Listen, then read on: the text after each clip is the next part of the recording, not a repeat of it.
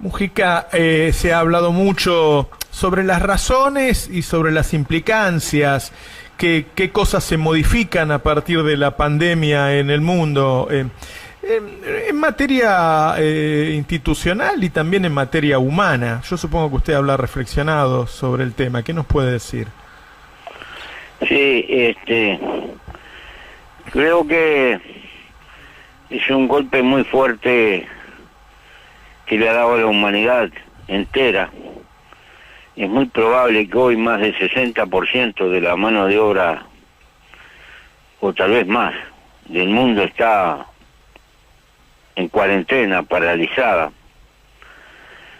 Y medir las consecuencias de eso, es fácil darse cuenta que va a haber repercusiones en la economía, que va a haber vamos a asistir a un mundo en lo inmediato más pobre, con dificultades.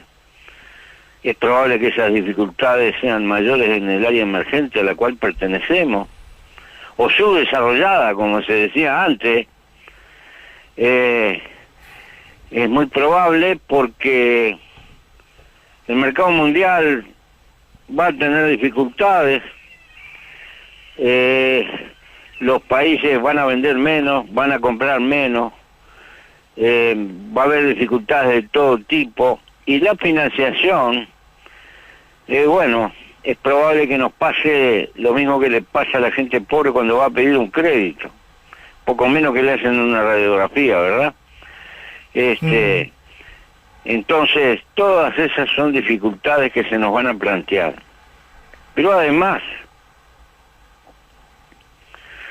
es probable que mucha gente le haya servido esto dentro de la desgracia para pensar el valor que tiene la vida y el valor que tiene las cuestiones que generalmente olvidamos, que aparentemente no tienen importancia y que a la postre son las únicas, los afectos, el tiempo que podemos dedicar a nuestros amigos, a nuestra familia, ese tiempo perdido desde el punto de vista de la economía, pero que se transforma en los avatares de los sentires, esa cosa que tienen las cosas vivas y que tenemos los humanos.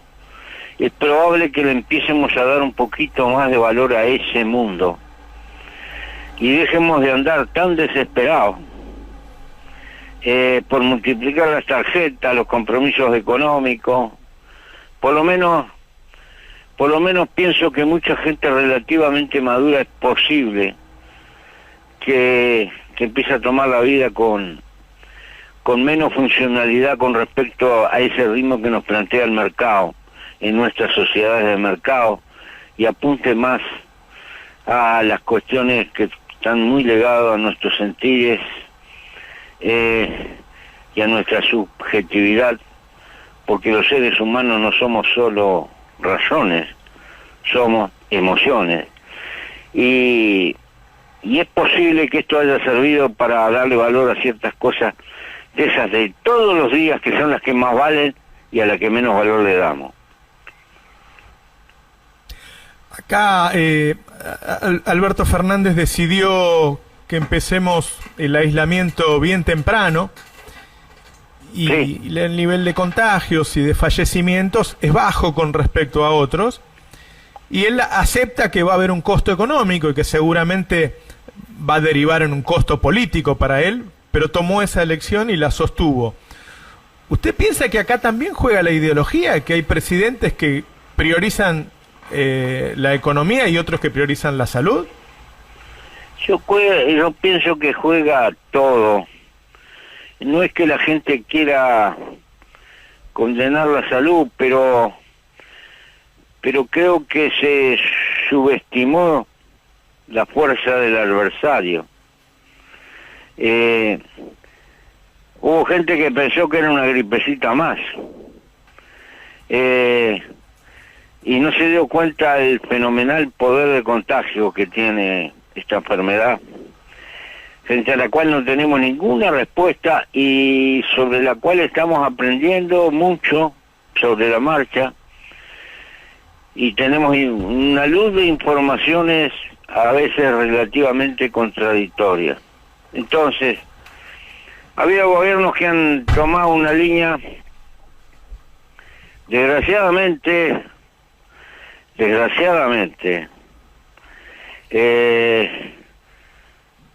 la humanidad se movió con autonomía, cada país a su manera, y cosa curiosa, volvimos a apelar desesperadamente al Estado Nacional. El Estado, esa figura intelectualmente bastante en bancarrota, machucada por todas partes, donde parece que el mercado tenía que arreglar todo, en definitiva, con aciertos y con errores, tuvo que apechugar el Estado y hacerse cargo y establecer una cierta unidad de criterio y de mando para enfrentar. Nos pasó como le pasaba al Senado romano, que cuando las papas quemaban resumía la cuestión del poder. Ahora nuestro mercado se vio impotente y acudimos al Estado, y entonces los poderes ejecutivos hacia un lado, hacia el otro, han estado dando la línea. Yo no creo que Fernández haya querido descuidar la economía. Se aferró a la única, me parece, a la única medicina posible que tenía para contrarrestar esta enfermedad.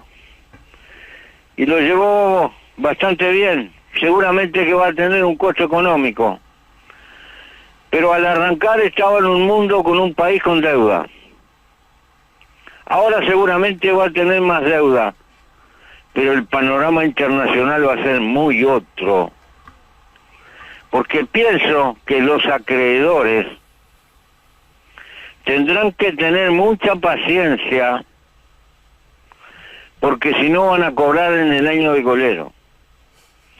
Van a tener que darse cuenta el costo mundial que tiene este asunto, y espero que no por bondad, sino por conveniencia, el mundo rico y el mundo poderoso se dé cuenta que ahora no se puede pensar en déficit fiscal cero, que no se puede pensar en reglas fiscales, en muchas cosas por el estilo, porque hemos estado frente a una durísima experiencia para la cual no estábamos ni siquiera preparados, y saldremos como podamos.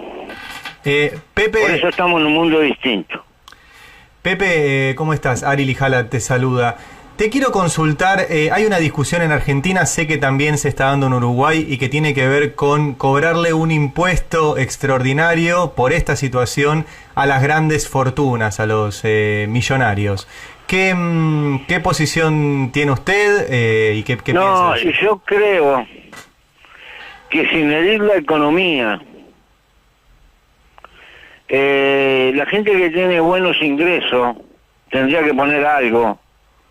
Tenemos que hacer una vaca colectiva, naturalmente, y esa vaca colectiva debe ser proporcional. Creo que los hombros más fuertes deben de contribuir, y las clases medias relativamente acomodadas tal vez deberían de tener que contribuir con algo. No se trata, en un momento de tanta desgracia, no se trata de organizar la lástima, de dar lo que me sobra, sino se trata de compartir lo que tengo un poco con tanta dificultad. No estoy hablando de procesos expropiatorios, no estoy hablando de cosas que signifiquen la parálisis de la economía posterior. Estoy hablando de que hay sectores que, a pesar de las dificultades, tienen buenos ingresos. Uh-huh. Y esos sectores se identifican en la economía de hoy y tendrían que aportar algo, sean públicos o privados. Es una manera de pensar, porque si no acudimos a los hombros más fuertes, ¿A quién vamos a acudir? ¿Al Fondo Monetario Internacional? A la larga pagaremos mucho más. Entonces, me parece que la hora de la solidaridad significa contribuciones extra de aquellos que tienen cierta capacidad. No estoy hablando de expropiar, de dejar fundido, de maldecir, ni nada por el estilo. Estoy hablando que proporcionalmente a los ingresos, algo a partir de una franja de clase media acomodada para arriba, se puede aportar y se debería aportar. Bien.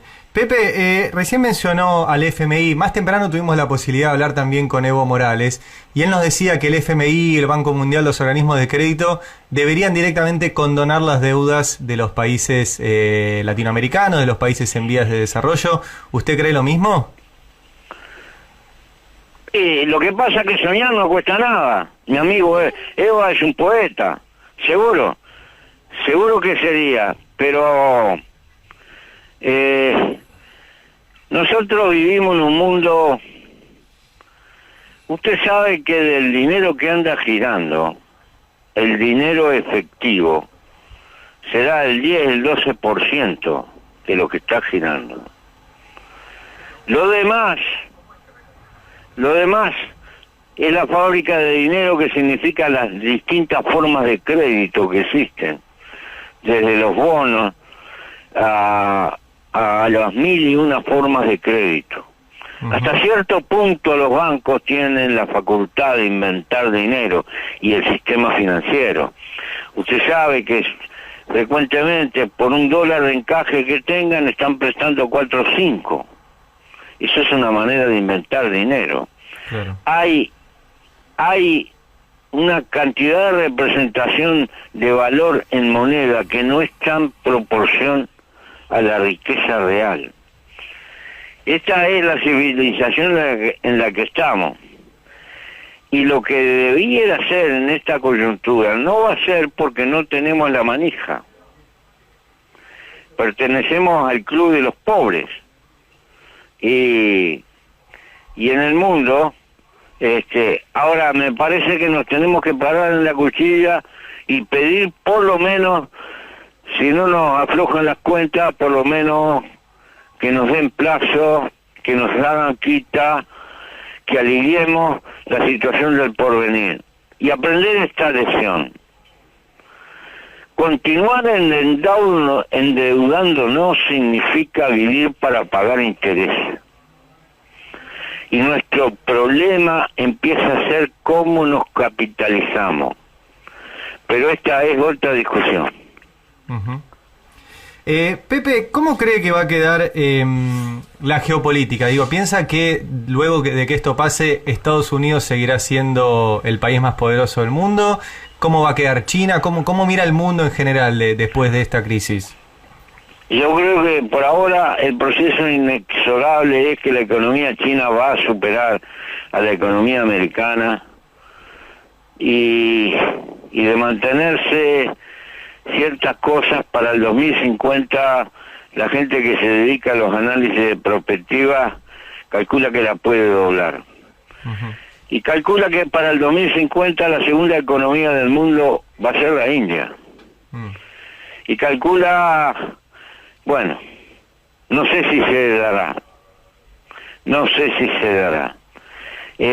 También Europa va a quedar, está vieja,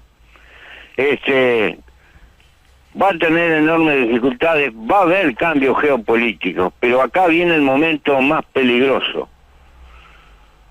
Yo no he visto ningún imperio que cayera por obra y gracia del Espíritu Santo. Estados Unidos va a blandir su espada, probablemente vamos a asistir a un periodo lleno de convulsiones y peligroso por ello mismo. Es mucho lo que está en juego. No es el juego de Estados Unidos. Estados Unidos es un país muy complejo. Hay hay una realidad ahí adentro de gente enormemente valiosa, de gente que puede ser y son relativamente amigos y que luchan por una humanidad mejor y están en el piso de todas las universidades americanas.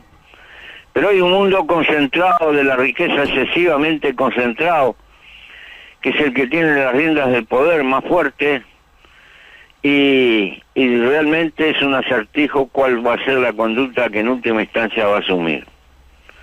No van a ser años complejos y llenos de convulsiones. Ojalá que prime el talento y no la arrogancia.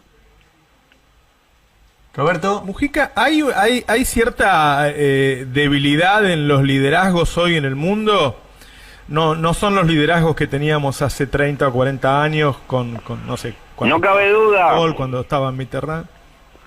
Lo de la globalización no es cuento, pero hay que entender que la globalización, del punto de vista práctico, tiene un agente impulsor que son las empresas transnacionales, que tienen un brutal peso en la economía, y que por el brutal peso y por el hecho de la importancia que han adquirido las corrientes financieras, el poder real del ejercicio del poder real está cada vez más recortado de los viejos poderes ejecutivos y legislativos, y la influencia de esa economía transnacional, de la concentración de la riqueza, es cada vez más evidente. Entonces, es natural que los liderazgos hayan cedido, porque el sarno del poder no está precisamente donde estábamos acostumbrados que está. Es una representación cada vez con menos poder real, porque hay un poder en las sombras de la riqueza cada vez más fuerte. Ningún gobierno puede ignorar los fenómenos de concentración de la riqueza. Y aunque nuestras repúblicas dicen en el derecho que somos iguales, todos sabemos que hay intereses mucho más iguales que los otros, y que se mueven y que están allí. Y con la mejor intención ningún gobierno les puede dar definitivamente la espalda por mayor voluntad política que tenga, porque no puede. Así, sencillamente. Esta es una realidad de la democracia. Estamos evolucionando hacia una plutocracia. Y ese ritmo se da en todas partes. Entonces, la geopolítica está más vinculada a lo que haga o no haga el gran mercado que a las decisiones de carácter político. Y no lo digo con gusto, lo estoy diciendo con pesar. ¿Hay salida de esa situación? ¿Hola? Sí, ¿cómo se sale de esa encerrona? No sé, yo creo que es una batalla muy larga, que debe tener varios componentes, y es una batalla de orden político, de alta política. Pero recordemos que la alta política, los caciques no cambian la historia.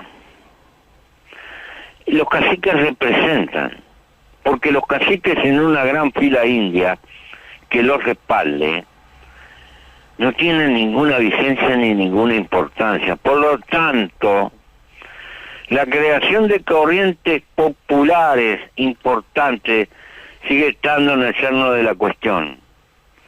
Se puede criticar lo que se quiera, pero no hay cambios criticando en el boliche o sintiéndose herido, sino construyendo seres colectivos con todas las dificultades que tiene y con todos los defectos, porque hay que lidiar con los defectos humanos. Sin embargo, sin la construcción de grandes seres colectivos que nos permitan enfrentar estas cuestiones, es muy difícil esperar que existan cambios.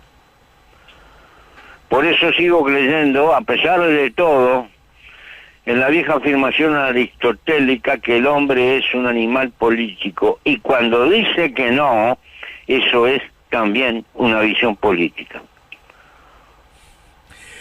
Pepe Mujica, muchas gracias. Gracias por a esta ustedes. charla, ¿eh? Y un Cuídense abrazo. mucho, un abrazo grande. Y siempre Chao, que llovió, chao. paró, querido. Gracias, chao. Bueno, Ari, quedaron ahí, están Sí, todos. Sí, sí, hagamos sí. un breve comentario, porque la verdad que fue tan rico todo esto, lo que quedó un poco a cada uno, chicos. Sí, a mí me parece muy importante esto que dice de cómo va a quedar el mundo. Claramente lo que dijo tanto el Pepe Mujica como más temprano Evo es que Estados Unidos no va a salir de esta situación en el lugar privilegiado que tenía en la geopolítica mundial. Y esta mirada, viste que acá hubo un lema que dijo: no te salva el mercado, te salva el Estado. Es como que todos están mirando la misma situación, y como ninguna de las grandes corporaciones ahora se ha puesto a salvarnos. Creo que está pasando en todo el mundo eso. No veo ningún país que se haya volcado a sostenerse en las empresas privadas. Qué interesante que él, que fue presidente, te diga ahí: mirá, cuando los grandes te aprietan, no hay nada que hacer.